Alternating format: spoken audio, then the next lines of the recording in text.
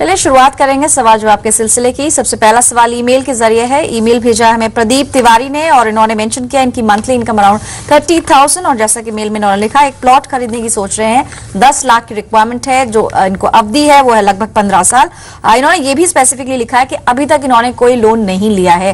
क्या मुश्किल होगा इनके लिए या आसान होगा प्लॉट के लिए लोन लेना?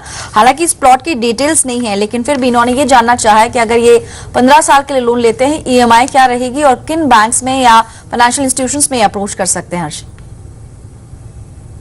तो पल्लवी मैं प्रदीप जी को बताना चाहूंगा कि प्लॉट जो लोन है, अगर सिर्फ प्लॉट लेना, आपको उस पर घर नहीं बनाना है, तो सभी बैंकें उसके लिए लोन नहीं देती।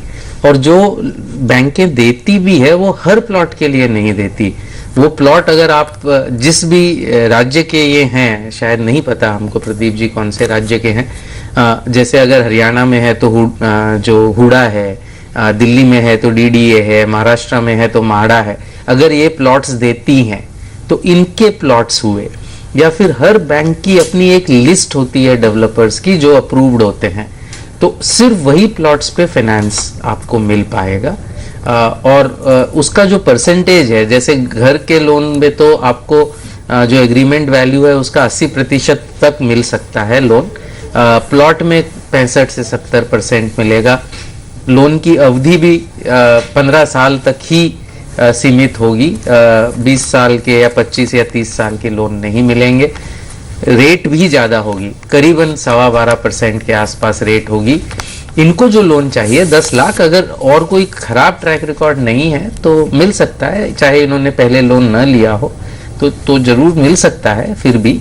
और 30,000 की जो इनकम है उसके बेसिस पे अगर 10 लाख का लोन लेना चाहे, बशर्ते कि प्लॉट की वैल्यू 14-15 लाख हो, तो इनको 10 लाख का लोन मिल जाएगा इनकी इनकम के बेसिस पे।